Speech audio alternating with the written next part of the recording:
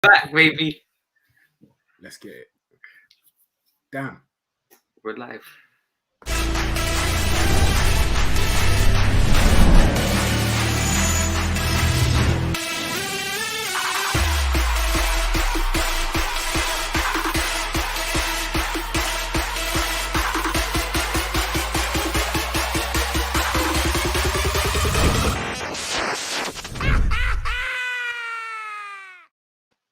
We flipping love to see it. Hello and welcome to That Arsenal Show.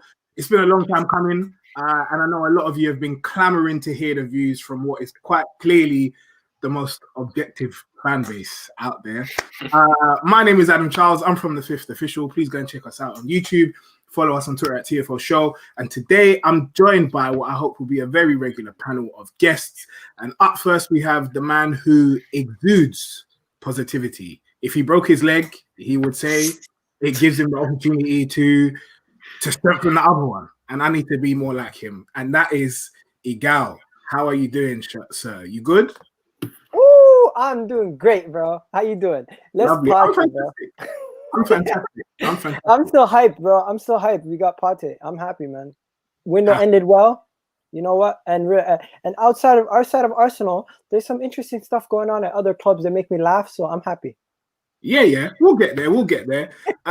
We obviously have Sam, who I've met a couple times through the Football Terrace. How you doing, bro? I'm doing good. You know, welcome to the podcast for the biggest club in London today. That Arsenal show is back. I can see you've got a bee in your bonnet about that one. We'll get there. Don't worry. And finally, last but not least, we have Kesh as well. How are you doing, sir? I'm fine, thanks, man. I'm good. I'm on a high, but I'm not getting ahead of myself. You're on a high? Why are you on a high? Because Partey's here. The party's here, man. Okay. I love it. For all of you watching, please make sure you like the video. Please make sure you smash that like button, subscribe to the channel, share it on all your socials, because we want that Arsenal show to reach far and wide, and we want people to hear just how great it is. And also make sure you get your super chats in, so you can have your comment read out during the show. But as Kesh just mentioned, there can be no other place I start than talking about the man of the moment, Thomas Partey. And there are lots of things to discuss on that front. And firstly, I want to ask you guys, how much of a statement do you think it is that Arsenal got Thomas Partey? And I'm going to go to Igal first on that one. Yo, man, let's be honest. We went out, and Edu, he used to play in that midfield. So he's seen that, the midfielder was lacking the physicality, the box-to-box midfielder that could do stuff. And he went out and he targeted one of the best midfielders in world football. You cannot debate that Thomas Partey, when it comes to dribbling ability, when it comes to being box-to-box, when it comes to his passing range and his ability to pass the ball from deep, he is one of the best midfielders in the world, and no one can debate that from his performance at Atletico Madrid. And for him slotting right into our midfield, it brings us tenfold higher. When it comes to thinking about it, before we had to pick between Elneny, Dani Ceballos, and Xhaka, who I'm not necessarily going to say they're all terrible, but that's what we had. And bring Thomas Partey into that, it improves everybody, because now he can do the things that they couldn't do, and he has the physicality and the ability to get around the pitch that they never had. So you know what? I'm happy Thomas Partey came in, and no one can tell me that's not a great signing. Wow. Emphatic. Okay, and Kesh, what are you saying? You said you're on a high. You're obviously happy that Partey's in the team?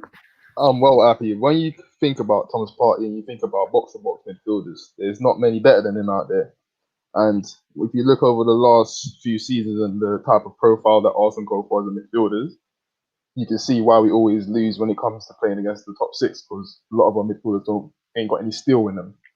With Partey, you got steel. He's an all-round player, technically brilliant, and he's press resistant. So I can see why Arteta went for him. Love that. It makes sense. And Sam, what are you saying? You think that Partey is a good signing? You listen, before the Sheffield United game on Sunday, where the atmosphere of the fans was so negative and we were such on a low, saying this is going to be a long season ahead of us. This midfield is nothing. We've got Elneny and Xhaka. Where's the depth? And they said we're selling midfielders as well, because Lucas Torreira was set to leave. I said we've got no midfielders. All of a sudden, on deadline day, we get one of the best midfielders in the world, and Thomas Partey. and the mood of the club and the fans have just completely shifted in the other direction. And now we're more upbeat and positive about the season. Now we have more of a confidence in getting top 4 this season. This is what, and I should expect getting top 4 with Thomas Partey, because he brings that another sense of in the midfield, the steel that we lacked for so long, and the mentality, never give up mentality. There's countless videos of him against Lionel Messi, and Lionel Messi's making these iconic runs, and this guy just tackles Lionel Messi straight, and you can see the frustration of Lionel Messi's face when he plays Thomas Partey. So I think we've got a special player on our hands. Love that. That's brilliant to see. And so I can see from the comments already, there's people saying that, number one, Partey's not that good. There's people saying that doesn't he realize he's not going to be playing Champions League football. So what I just really want to know is, number one, do you think other fans are being salty? Do you think Partey is actually that good? I know you've all spoken on it, but do you think that Arsenal's midfield is going to change, or is he going to continue to play in that midfield too? Is it going to be Xhaka and Partey, or is he going to be at the base of the midfield? I think some of these guys are just sour. All you fans from other clubs are so sour. First of all, don't get me wrong. When you guys make good signings, everyone gives it up to you guys. But when Arsenal makes a good signing, no one's going to give it up to us. They're going to be sour. Let's be honest. Thomas Partey gets into Chelsea's midfield. He gets into Liverpool's midfield. He gets into Man City's midfield. He gets into Man United's midfield. He gets into every top team in the Premier League's midfield. So don't ever bring it to him. As a player, he's great. As our team, our midfield is weak. But when you get a player who gets slots into every single midfield in the Premier League easily, you cannot tell me we did not improve tenfold. In Europe, not just Premier League. So I mean, listen, guys, I love Arsenal as much as the next man. But are you guys seriously telling me that you think Partey gets into any midfield in not only the league, in Europe? Mm-hmm. I honestly believe that. Let's be honest. Ooh. Okay, let's go team for team. Who's going to take him out at Chelsea? You have 3 midfield spots. Partey gets in easily.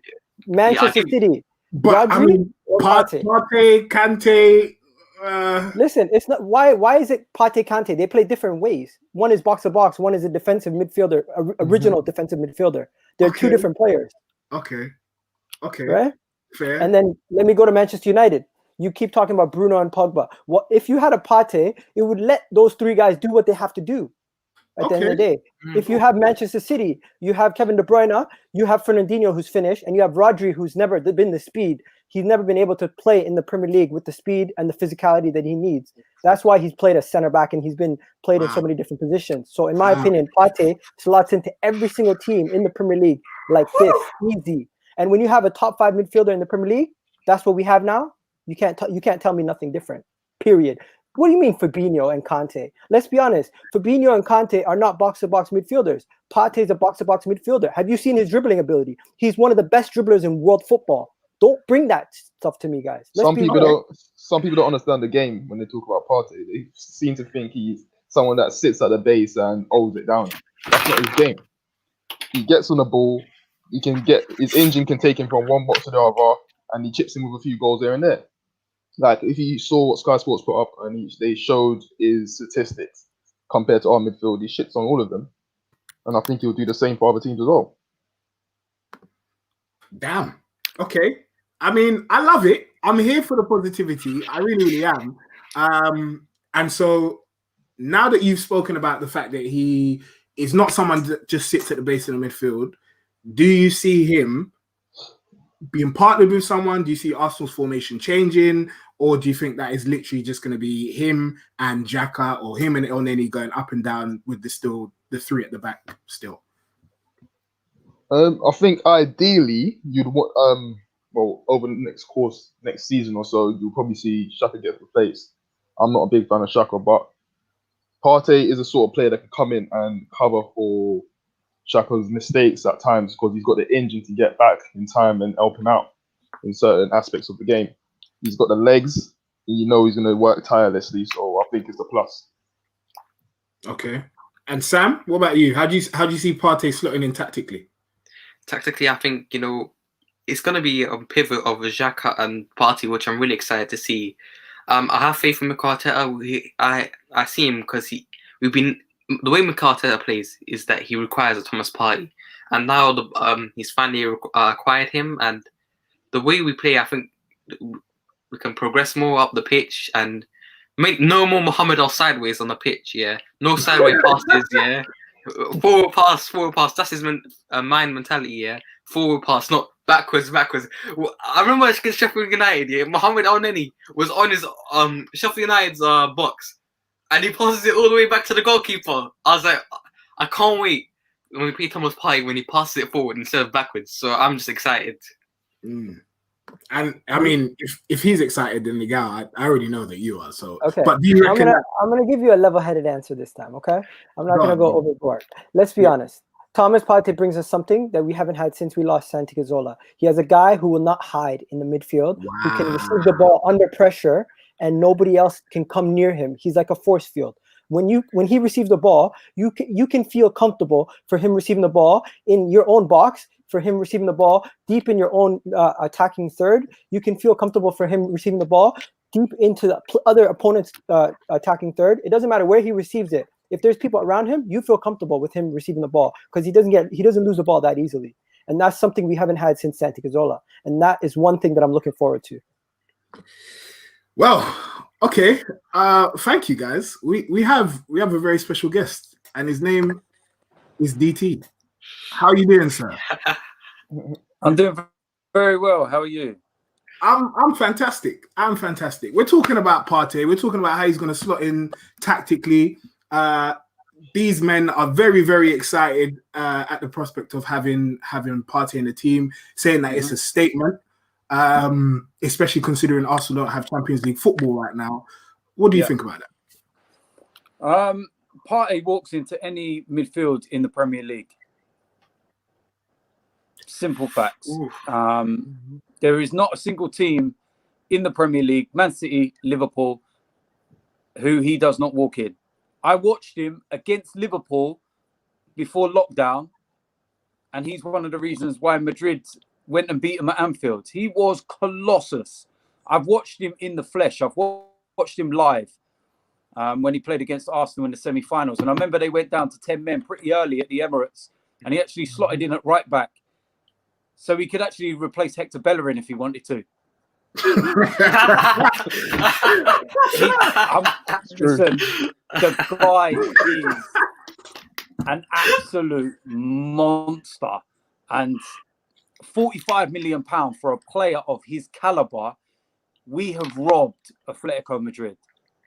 Why they did not do everything they could to renegotiate a new contract. He was the lowest paid player at Atletico Madrid.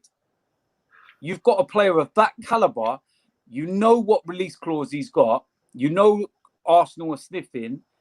Do everything to break the bank to make sure he re-signs and there's a new clause in place. If you listen to what Thomas Partey has been saying since, he left, it's pretty evident that he was expecting maybe a little bit more of a fight from Atletico Madrid. But they never really put up a fight. They never really thought that he was going to go. They kind of just said, yeah, it's not going to happen. Not in this window, not with COVID.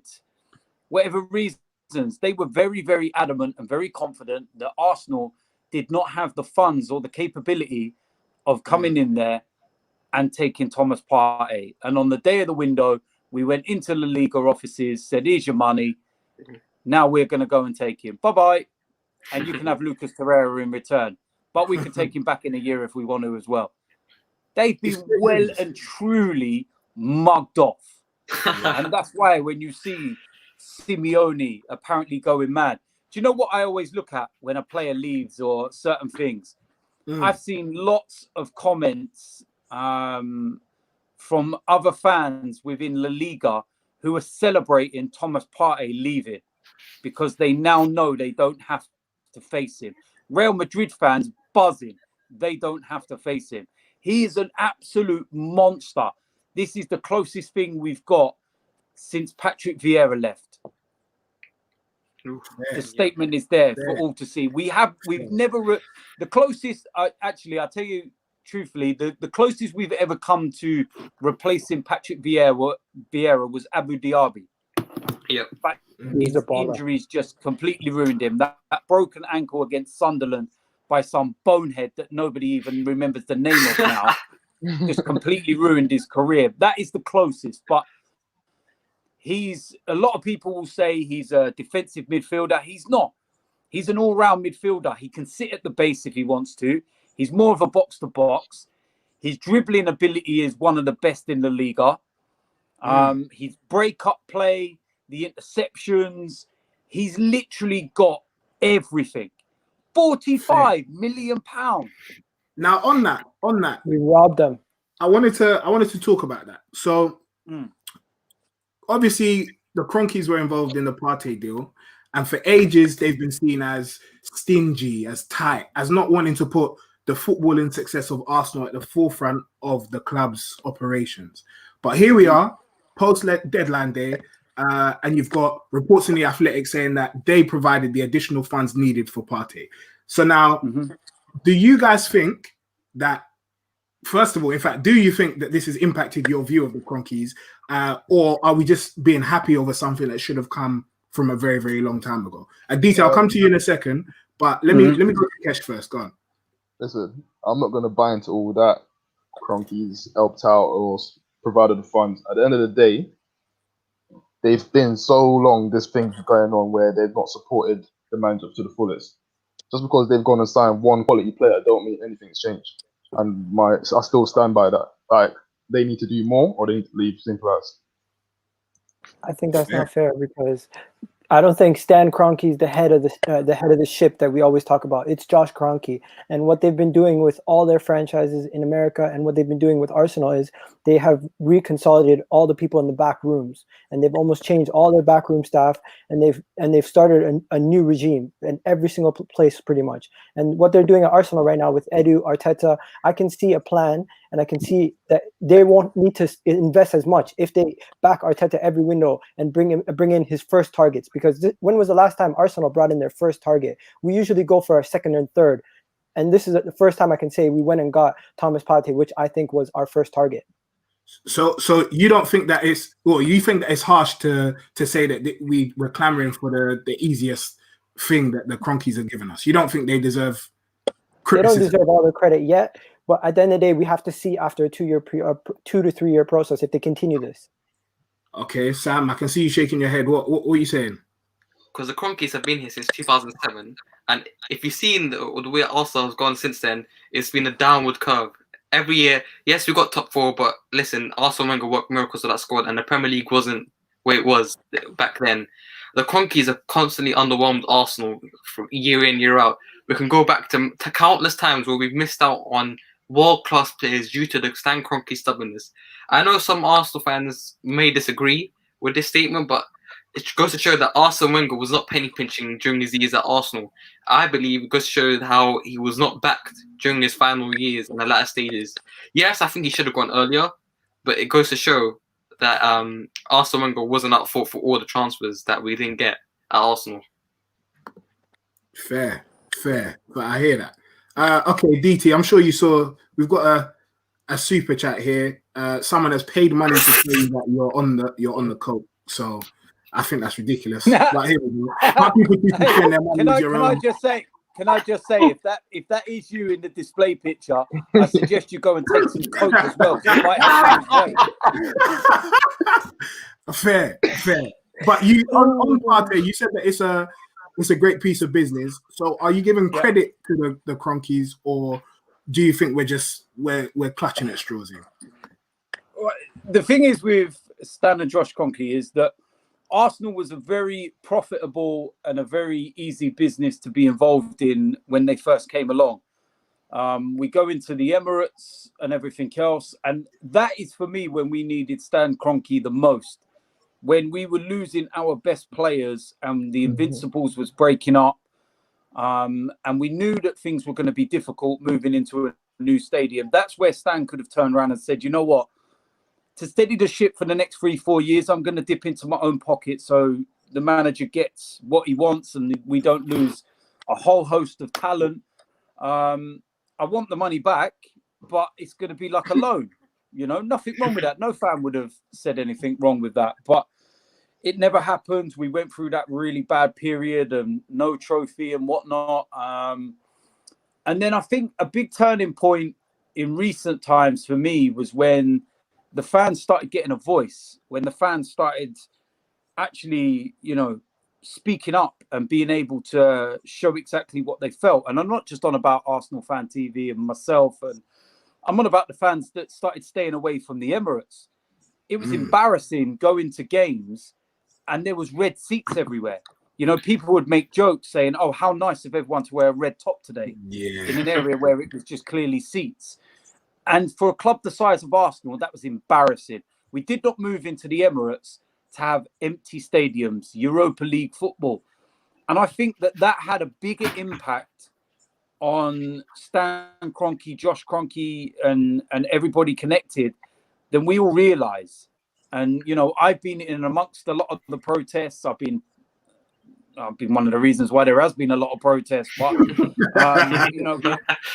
we've had banners and we've had planes and all kinds of stuff to get a message across. And I feel that the empty stadiums was the biggest message. I feel that was the biggest turning point. And then last season, I don't think we can really moan about the owners backing the manager because they did. They went out and bought Pepe. And then we bought a whole host of other players. Yes, we can sit there and say that we needed a centre-back, but we run out of time. But in hindsight, I'm glad we never gave everything to Unai Emery because God knows what he would have done with it. And then also, we're trying to repair the damage from past regimes of Ivan Gazidis. Arsene Wenger's culpable for some of the stuff that went on in terms of higher wages for players because he was very involved in that side of things. You look at this window, for example, how many players could we not get rid of this window because no one else would pay the wages they're currently on? Yeah. At the end of this season, we're losing Mesut Ozil, Kolasinac, Socrates, Mustafi, David Luiz, and you're talking about 700 grand a week gone. Got to be happy. That's colossal amount of money. 700 grand a week. Do you realize what we can do with that money in terms of the caliber of player that we can bring in and the wage we can put them on? And, we look at it now with a clear head, the transfer window shut. We look at all the players we've signed. And for me, the most important parts as well, and a lot of people are forgetting this, is we've signed Saka to a new deal, Martinelli to a new deal, and Aubameyang to a new deal. Now, any player from the outside looking in will go, all right, let's have a look. Let's see, what's going on. Okay, Aubameyang's committed. That's a good sign. They've got young talent like Saka and Martinelli that have committed. They've just brought in Thomas Partey. They've won a trophy. Everything looks to be going the right way. What's key for Arsenal, and I can't stress this enough, is we have to get back into the Champions League. If we do that this summer and get back into the Champions League, then with all those players going off the wage bill in the summer, the level of player that we can bring in will only strengthen us further. You know what I think? I think when it comes to talking about rivals reacting to us, and still, you guys are not putting any pressure on us. None of you rivals are still picking us to win top 4. So when you guys say, oh, Arsenal's going to fail in this, none of you guys are putting pressure on us. And at the end of the day, you guys are all scared because you won't be laughing at us anymore. We've actually fixed our defense. We've actually built the team the proper way with the proper building blocks. And every single rival sees what Arteta is doing, and they're a little bit worried. Let's be honest. Yeah, I'm not one thing. Looking back at Gazidis' reign, right now, if a player was 3 years left on his contract, he never negotiated with them. Ivan Gazidis, as the word I'm quoting DT here, that bold fraud, Ivan Gazidis, right? He would always wait until the last minute, and it cost us dearly. I remember the Matthew Flamini when he left on a free to AC Milan. That cost us dearly when he was in his prime. And then the Sanchez deal. I mean, looking back on it, it was good. Look, listen, he left it last minute for Sanchez. Maybe a year earlier, 2 years earlier, if we could negotiate a new deal, then yeah, maybe I'll give him credit. But Ivan Gazidis was holding Arsenal back for so long, and I'm glad he's gone. Honestly, fair. I agree. Don't even insult Ivan Gazidis. Big up Edu. and Arteta, because we actually have leaders at the club for once, and they know what it means to be players at the club. Even though they weren't legends of the legends, they're not Henry and Bergkamp, obviously, but they still have played at the club. And to have that connection, I feel like it's almost like an Ajax type model where you have former players coming back to help build the glory days. No, I just want to go and add on something about Edu. Is that, you know, on Twitter and Instagram, he's always viewing these Arsenal fan pages' stories, which shows that he really is within the fans and understands our needs and how frustrated we've been on the past couple of years and how we're done with being a mediocre team and now we just want to get back to the top. Let's hope so. Now, speaking of the top, we know that Arsenal beat Liverpool last season. We know that Liverpool lost 7-2 to Aston Villa. Low. We know that they were run pretty hard by Leeds as well. And there's been a lot of talk about how and why Liverpool lost these games. Now, some people have even gone as far as to say it was Arsenal that set the pattern for other teams knowing how to beat Liverpool. Now, I think I love that. And as the title of the show suggests, did Arsenal break Liverpool? Did Arteta break Klopp? What are we saying? And by the way, guys, there's 1,400 people watching right now. Please make sure you all hit the like button because we can get this video jumping. But yeah, honestly, guys, what do you reckon? Do you know what? Let me just say my point on this one. Right, is that facts are facts. We've beaten Liverpool 3 times in our last 4. If I had the choice out of winning the Carabao Cup or the Premier League match in the last 2 that we've had, I'd rather have taken the Premier League game. Fair. But we've still beaten them 3 times out of 4. We've still showed that we can actually compete with Liverpool. That's the most important thing for me, is not so much the victories, it's the fact that we can actually compete with them. We're not letting them roll us over. We're not an easy... Now, let me try and be objective here. You say that we can compete. In the first match, we didn't really compete because a lot of people would say we should have lost that game. You say that. You know what? You say that, but in the first 20 minutes, I felt we were all over the place. And then after that, it was our style of play that actually got us the goals. I'm not listening to anybody that wants to tell me Liverpool made 2 errors. We forced those errors because too many teams have sat back from Liverpool and allowed them to play football. The amount of times I've watched Liverpool when they were going unbeaten last season, and I was shouting at my telly and I was like, why are these teams just rolling over for Liverpool like this? When they come and play us, they turn into Brazil 1970. When they play Liverpool, they're just like, yeah, go on, bend over for you. No worries, lads. And it's like, come on, man. It's like, I'm just bored of it. And then the first team that actually turned around and went, nah, not today, was Watford. And I was like, yeah, it was like they were the first blueprint to show everyone, don't be scared of them. Don't be scared.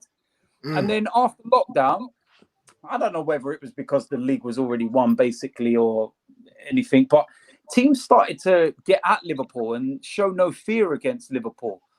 And I think that was telling. And look, defending a title's the hardest thing to do in football.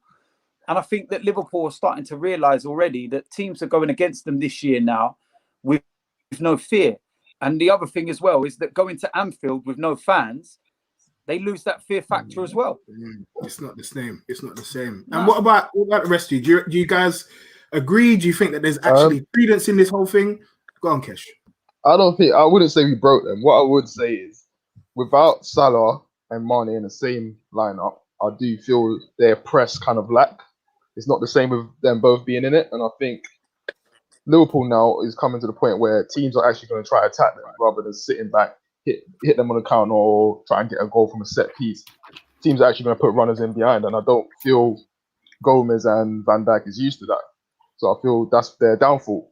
Whether or not Klopp is going to find a solution to actually kind of counter that from happening, whether that's playing a bit deeper, I don't know.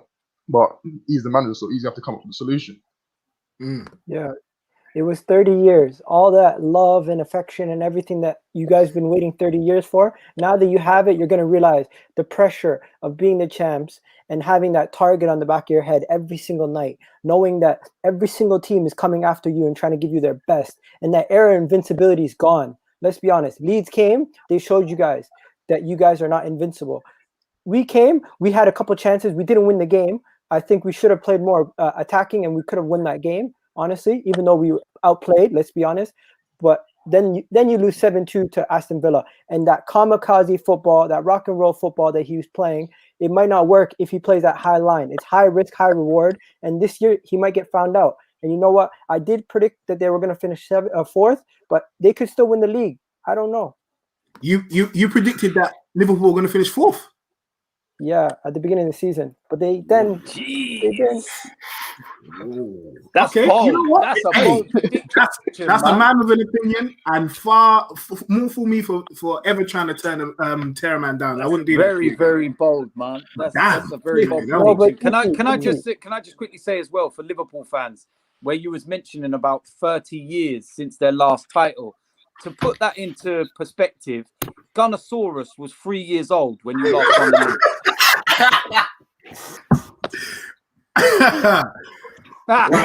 Oh my God. I should have got to add another thing about last night. Did you know Stro last night came on here saying our loss last week was more embarrassing than them losing 7-2 to Aston Villa? Behave, behave.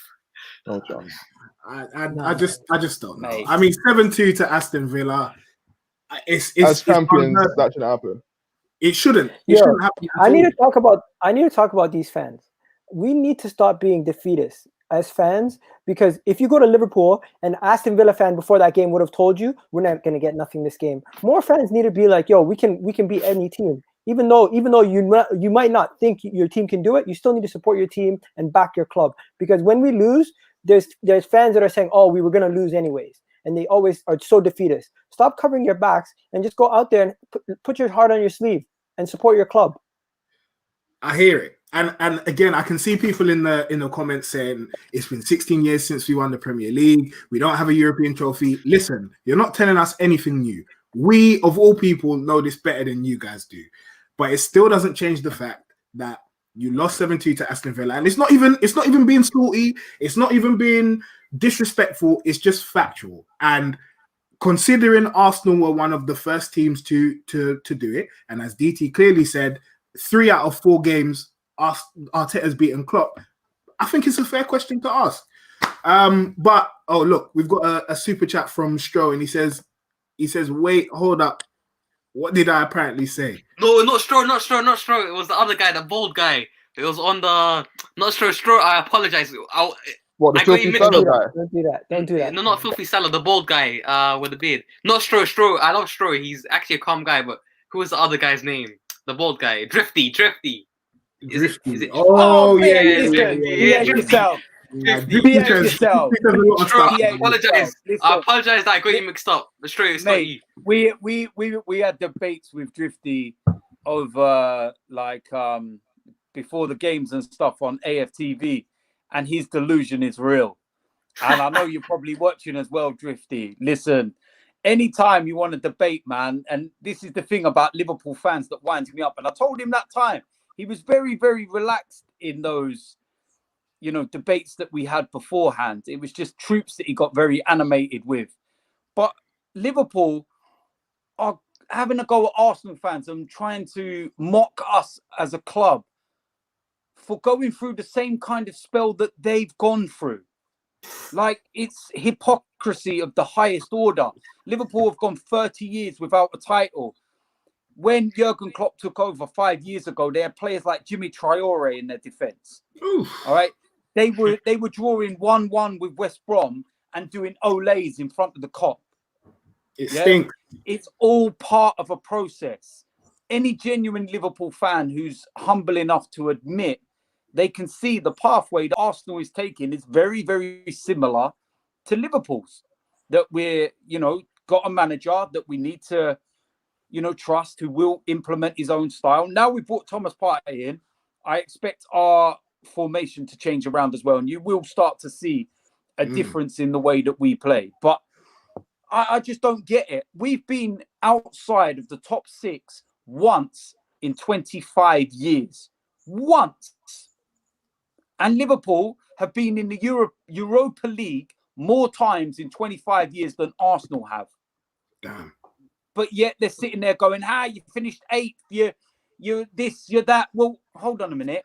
The year that Jurgen Klopp took over Liverpool at the start of the season, so you can call it not a full season, shall we say, it's exactly like Mikel Arteta. Mikel Arteta actually had less time. Where did Liverpool finish that season? Oh, yeah, they finished 8th, didn't they? Oh, yeah, 8th. The same place you're mocking us for finishing in when a manager had us for 25 games. And the last thing I'll say on it is that Mikel Arteta's start to Arsenal has pissed all over Jurgen Klopp's start to Liverpool because he's won a trophy.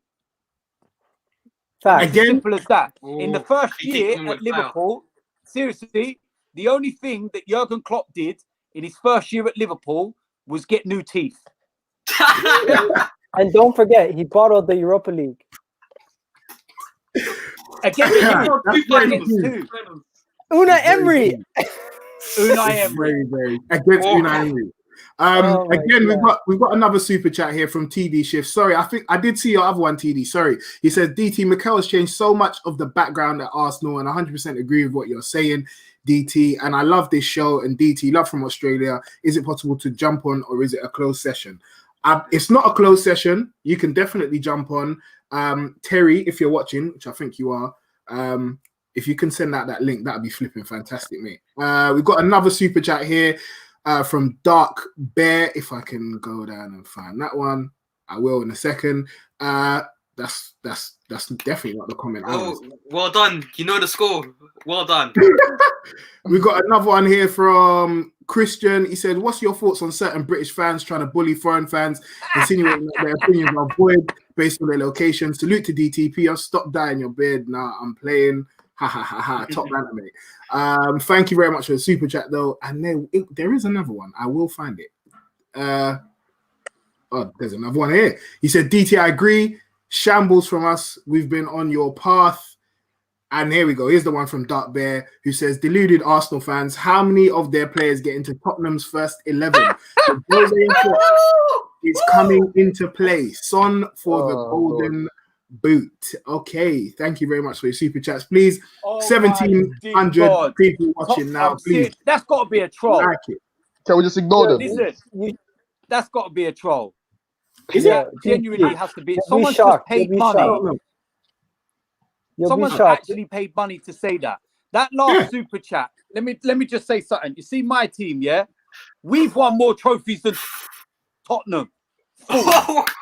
Tell him, get out of here, man. DT, a man came on here one time and said Tottenham are going to get the treble with Jose.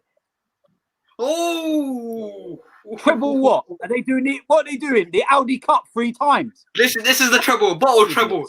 Tottenham Hotspur. It's the bottle treble. But I don't even want to waste my time talking about Tottenham because that's just a waste of my time. We talk about big company here. Now, I do want to talk about Mesut Ozil, though. And it would seem as though the mercurial Mesut Ozil has played his last game for Arsenal.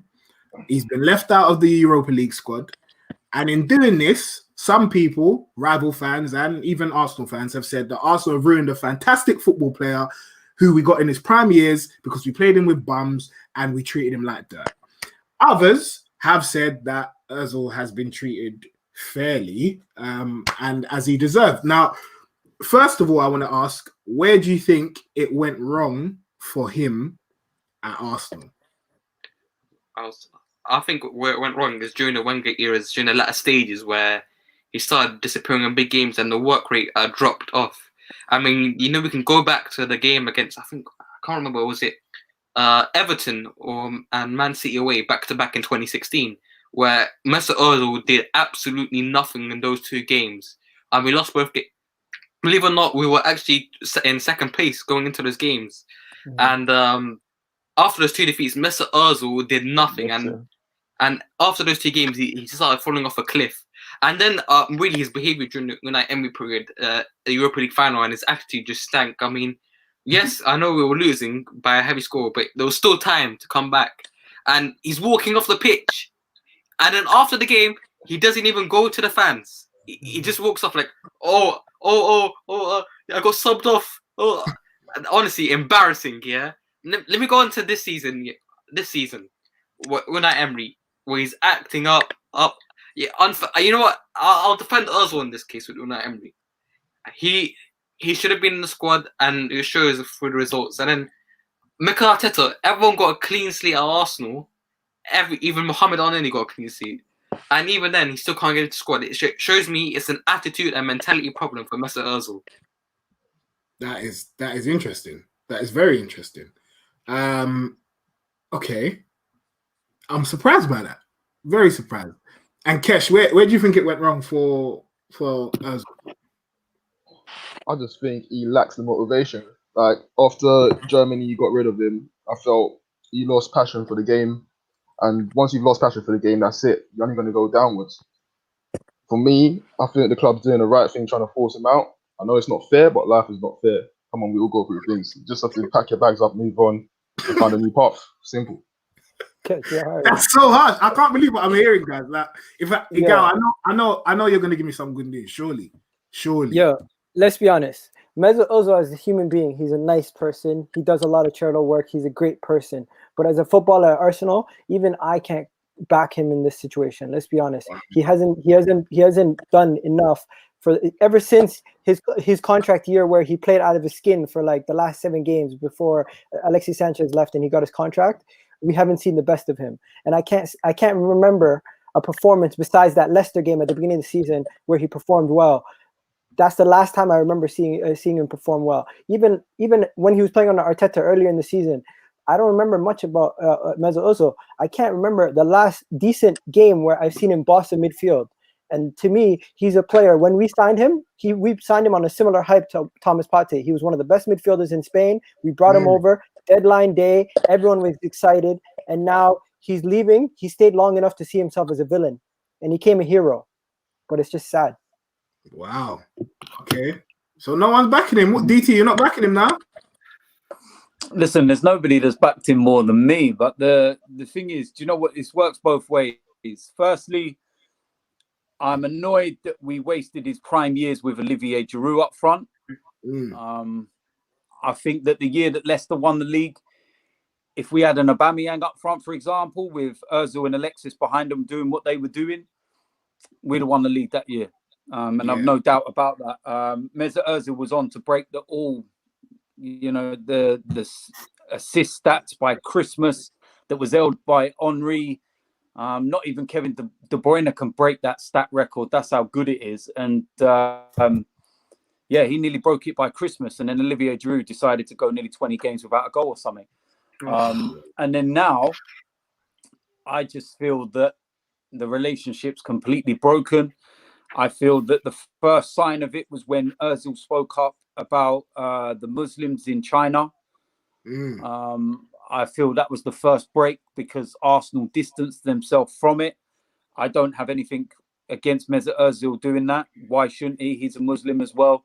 And if he feels there's something going on in the world and he wants to use his platform to try and highlight it, to make everything better, then so be it. But that was the first breakdown in relations for me. And then it's kind of gone from there and it's been spiraling slowly but dramatically. And then now it's just becoming a stain on the club. It's the Gunnosaurus thing. I think that his gesture's brilliant. And as a human being, he's a wonderful person in that respect, but he's got the best PR team in the world. Absolutely. I reckon his PR team could represent OJ Simpson and make him look innocent. For sure. Because it's hard not to look at it as I want to call it a gesture, but realistically, it's a stunt. It's a It is. It's a massive stunt. Look, he's known the guy a long time. Jerry's been doing the job for 27 years. And Mesut could have easily been in contact with him privately and said, look, I've heard what's happened.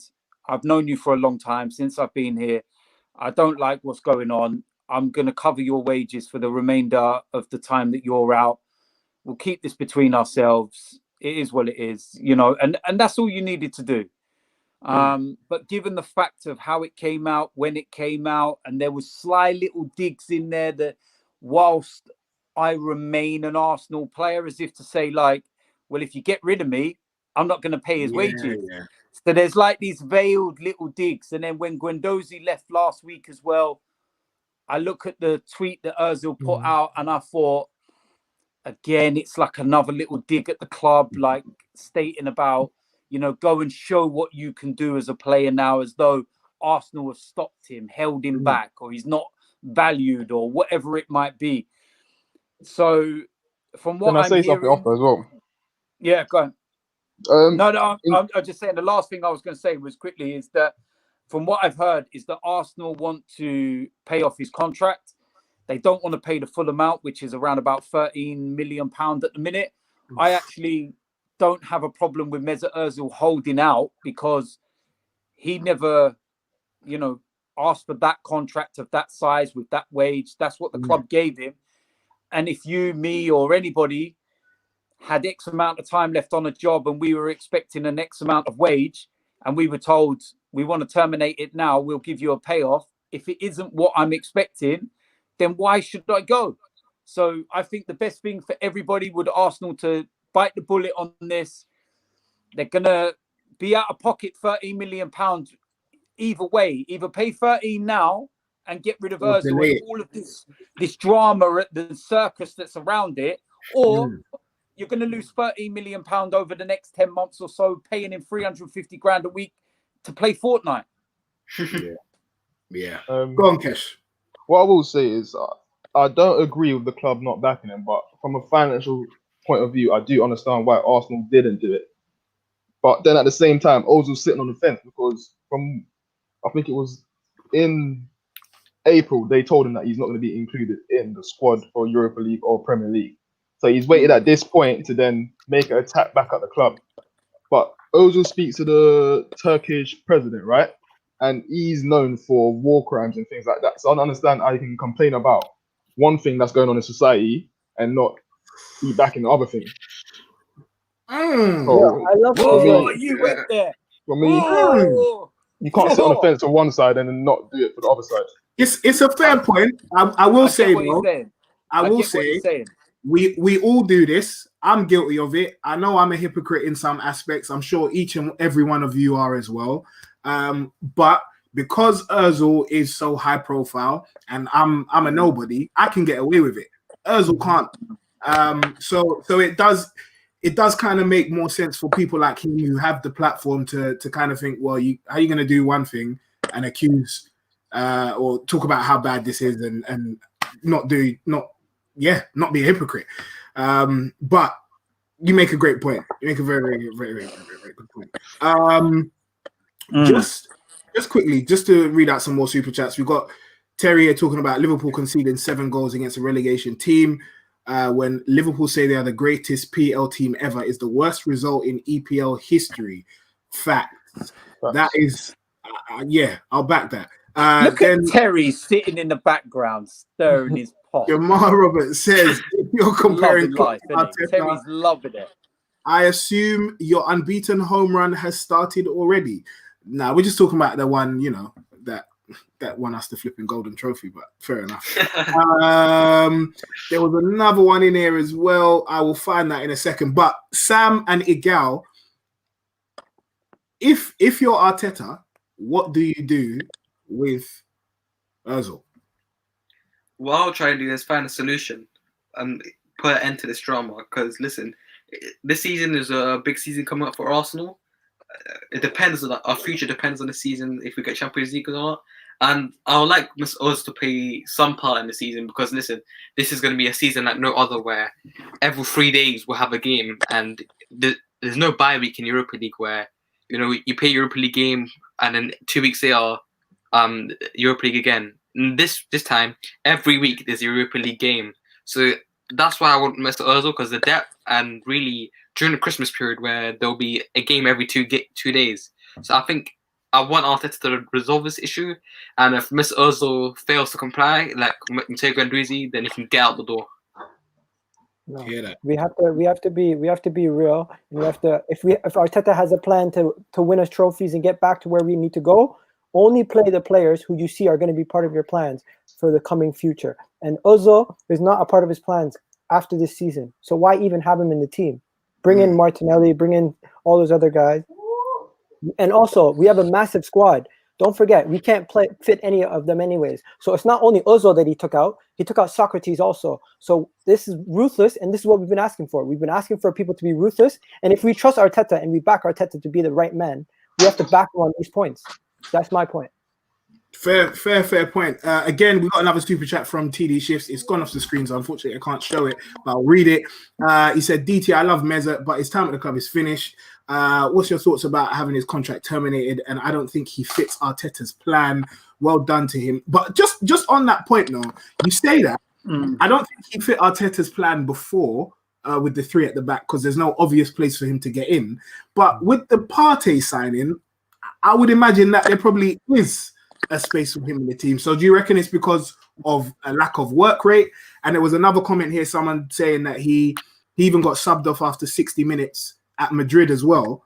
So is that ultimately what it boils down to? Work rate? Work rate. Possibly. That may well be one of the major issues, but I'm adamant that there's something that we don't know about as to why he's not playing. And it's not a Mikel Arteta decision. It's from higher up. Because for Stan Kroenke to authorize somebody not to be involved in the squad at all and sit on 350 grand a week wages, something major has to have happened. Yeah. Stan Kroenke, we've just been debating about how tight he is. There's no way he's going to allow somebody to sit on 350 grand a week and do nothing. He would be saying to Mikel, okay, if this is Mikel's decision and he's not working hard in training or this and that, then Stan would possibly be like, can we get something done? What is the situation? We can't have him sitting there. Let's at least involve him in the Europa League or the Carabao Cup, or, let's see what we can get out of him. Or he's literally been frozen out of everything. It's now a battle between Mesut Ozil and Arsenal Football Club. And the easiest thing for me would be to just bite the bullet, take the loss, lose, because you're going to lose that money anyway, 30 million. It's either now or in over 10 months' time. Get him out of the club, it's done, and then nobody will be talking about him anymore. We're not going to sit here and have these conversations about, we didn't score this week. Oh, but what do you think if Mesut Ozil was playing? Do you reckon he might have been able to get a chance? And it's like, it's a never-ending cycle. And the thing is as well, I don't think he even fits into the new plans of Mikel Arteta, because everybody is presuming we're going to go to a 4-2-3-1. We're going to go to a 4-3-3. Where does Mesut Ozil go in a 4-3-3? He's not an engine. He can't play in a 3. Come on, man. Seriously, it's not going to happen. I love Mesut Ozil for what he did as a player and as original number 10. He's one of the greatest number 10s you will ever see in world football for what he's achieved. But now it's done. It's like Arsene Wenger. There comes a time where you've just got to say, it's over. It's done. Yeah. It's time to go. Let's move on. And that's it. I think on that point as well about Arsene Wenger and Mr. Ozil is similar, because football has passed them and football has evolved where their style of players on management is no longer required in this game. The game has evolved and moved past them. You're right. See what you're saying with that one. Sorry, who's going to jump in now? One thing I will say, though, I do feel he's trying to spite the club, because I've read that he's had numerous opportunities to go on loans and he's rejected them all. And I just feel that he's trying to fight power against power, and a player is not going to win against any club. So it's not going to happen. And if he strongly feels that Arsenal didn't back him so much, then why do you want to be part of a society that doesn't stand up for you and everything that you're against? Do you think it had anything to do with the fact that the Premier League lost all that money with the China sponsorship, and Arsenal possibly could have lost over just shirt sales alone in China? They could have lost in and around 1.5 million easily from that whole situation. And any rival fan that, obviously I understand it, you'd want the club to back your player. I get it. But any rival fans that's going to come out and say they want their club to back the player is deluded, because when that money is then lost and then you're not there to spend, we're the same fans that's going to start moaning. So you can't win. Yeah. Well, I agree with the that. point, That's a massive point, man, about China. Sorry, but that's a huge thing about China, because Arsenal are massive in Asia, like ridiculous. We've been on pre-season tours, and I can't even describe. It's just like insane. Wherever you go, from China to Hong Kong to like Singapore or wherever it is around the world, it's massive. And if you go and get involved in that whole debate with China, you could lose a hell of a lot. And on a business sense, Arsenal are like, nah, staying out of this one, boys. yeah, it makes sense. We've got a super chat here from Ram Ganesh on that point, just to round it off. He says, cheers to DT from India, big fan. Mesut's situation is multifactorial. Big up you, bro, with the bloody big words and that. Attitude and work ethic. Both sides have made mistakes, but in the end, the club is larger than the player. It's time to say adios. I like that. I really, really do. Just to finish, do we even have time? I wanted to talk quickly about Arsenal centre-back options, like all 8 of them. I'll do it quickly, just to round it off. So, as other people may not know, rival fans, Arsenal are somewhat blessed to have so many options at centre-back. There's David Luiz, there's Socrates, there's Robert Holding, there's Gabriel Magalhaes, there's Skodran Mustafi, there's Callum Chambers, there's Pablo Mari, and there's William Saliba. Now, I don't know how Arsenal have got to the point where they have so many bloody centre-backs. And it's debatable how many of them are even good in the first place.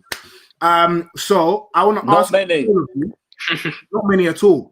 I want to ask all of you, just to finish off, what 4 of those centre-backs are you keeping? 2 to start, 2 to go as backup. And I'm going to start with Igal. Okay. So I think David Luiz is leaving next year. I think Socrates is leaving this year. And then Mustafi is going to be gone after the next year. So that's 3 people gone. And I think I would get rid of, it's tough, but I'll definitely try to get rid of Chambers. And I'll keep Holding. I'll keep Saliba. I'll keep Gabriel. And I'll keep Pablo Mari. So those are my 4 that I'm keeping. And I think that would maybe be the consensus, in my opinion. But what do you guys think? So, hold on. Let me just write that down. You said Holding, Gabriel, and who? Holding, Gabriel, and Pablo Mari. Okay, cool. And that's Igal. This is going on Twitter as well, by the way. So make sure you're ready to back your chat when you say it. Sam, you're next. Hit me. Definitely the 2 I'll keep is Gabriel Magalhaes and William Saliba, because they're the ones for the future. And one thing on Gabriel is that we've got a really special defender on our hands. And I know sometimes from players in France it takes time to settle, but it's similar to Aubameyang. I know they're 2 opposite ends of the spectrum, but really Gabriel has settled in beautifully into the Arsenal squad. And he's played he had like a week of training, and he's already played the 3 games, and he's been our best player in all 3 of the games, which goes to show how good he is. The other 2 I'll keep is Callum Chambers, because I think before his injury against Chelsea in December, I think he was our best centre back, in my opinion, before during that period, during that December period. And one more defender I'll keep. I'll definitely get rid of Pablo Mari. I don't think he's good enough. Oof. You know what? I know you didn't mention Mavropanos, but Mavropanos is out on loan and he's developing. So fair. I'll keep Mavropanos. All right, Mavropanos. Okay, cool. Right, so we got Holding, Saliba, Gabriel, Mari for Igal, Gabriel, Saliba, Chambers, and Mavropanos for Sam. DT, done. I think what's evident is balance. Mikel Arteta wants a right and a left. So with that in mind, I actually think that David Luiz will probably still be here for another year after this one. Damn. I think his experience, I think the fact that Saliba and Gabriel are still both relatively young. I think a lot of people are forgetting how young Gabriel is. So I'm looking at it for the future, and I'm thinking Saliba needs a year on loan though this year, and from what I'm hearing, that he will be in the Championship. Luiz, Murray, and Gabriel, 2 left, 2 right. I think Callum Chambers will move. I think Rob Holding, we've already tried to get rid of him, but given injuries and certain other issues, we kept him. So the door's open. And the rest of them, put them in the bin. Love that. Flipping love it. I mean, I wish I could put David Luiz in the bin as well, but obviously you can't get everything. And Kesh, finally, who are you keeping? Who are you getting rid of? I'll be keeping Gabriel, Saliba. I'll get rid of David Luiz, Mustafi, Socrates, Odin, Chambers. I do feel we will get another centre back next season. Next summer. I do feel we will. And I'm hoping that will include the likes of Mark McGuinness from London 21. He looks like he's going to be an exceptional player. Yeah. Okay. Yeah. Kesh with the knowledge in that. Okay. All right. Mate, the guy's a giant. The guy's a giant. I watched him in pre-season score. I can't remember what game it was now, but he scored a header. And MK. He's an absolute, MK Dons. Yeah, MK Dons, that was it. And he's an absolute monster. So it'd be interesting to see how he does out on loan this season. But he's definitely one. Ballard as well. He's another good youngster. Yeah. Really, really good youngster. But I do actually agree. We probably will go into the market. Maybe Upper Meccano's not dead yet. I've read that we've actually made an agreement. How true it is, I don't know. 38 million release clause next year. I've just got stressed trying to sign Partey, man. Don't start that. No, but it's a release clause, so all we have to do is pay it, right? 38 million. But look how long it took we thought about Partey, bro. But look what happened. That'll be a dream. Upper Meccano, right centre back, Gabriel left centre back. Listen, if we finish in top 4 next season, get into Champions League, my aim, and I'm sure all of our aims, will be to challenge for the title next season. So if we get top 4, then Upper Meccano is a must. Ooh, listen, in Arteta, I trust, bro. Ooh, that is a great place to end it before we start saying some mad stuff. Anyway, 100 of you, as I say, watching. Please make sure you hit that like button. Listen. There's one more thing. Yeah. Don't worry. I'll give you another chance to say something, Sam. Right now, tell us where everyone can find you and follow you. Go on. Samuel 4+2 AFC here. But one more thing, yeah. I heard on Wednesday night that Arsenal show was on last Wednesday night. For 50 minutes, the so-called biggest club in London was talking about Arsenal the whole show. It shows how big we are, right? It's banter, but I know Chelsea fans are rattled right now. But 2K viewers, thank you for coming on for the biggest club in London podcast. Love that. Igal, where can everyone find you? You guys already know. You can find me on Twitter at EGTV, and you can find me on YouTube at EGTV also. So check that out. And you know what? Arsenal, bro, let's be honest. We're on a process. We're building. And you know what? I love it. The fact that none of you rivals are putting any pressure on us. And I think we're going to get top 4, and we're going to shock some people this season. So let's get it done. Top 4 and Liverpool to finish 4th, because I don't even know where you think Arsenal are finishing. Anyway, it's not the point. Kesh, where can everyone find you? You can find me at Kesh AFC04 on Twitter. Anything else to promote? No, that's it, mate. I'm loving the curtains as well, by the way. Don't worry.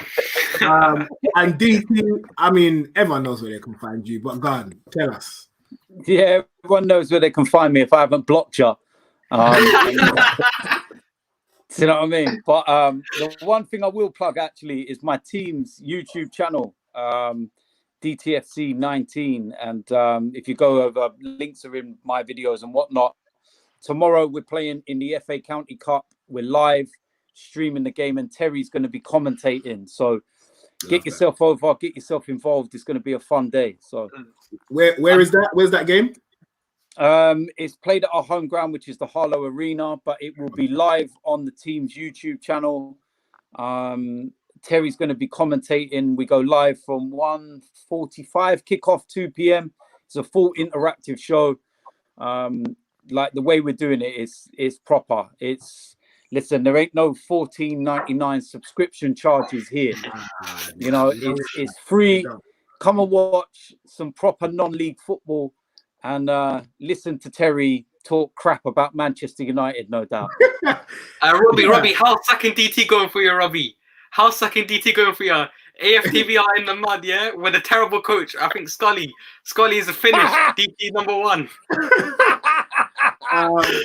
Lovely. And we've got another super chat. Ram Ganesh, Louise can't play in the back 2 without giving away a penalty, period. Gabriel Saliba holding, and one more new guy needed. Inshallah, it will be Upamecano. And you know where you can find me, Adam, at TFO Show. Go to us on YouTube, subscribe there, and follow us on Twitter at TFO Show. Guys, thank you very much for being part of it. Thank you for all the viewers. We'll be back again. Peace.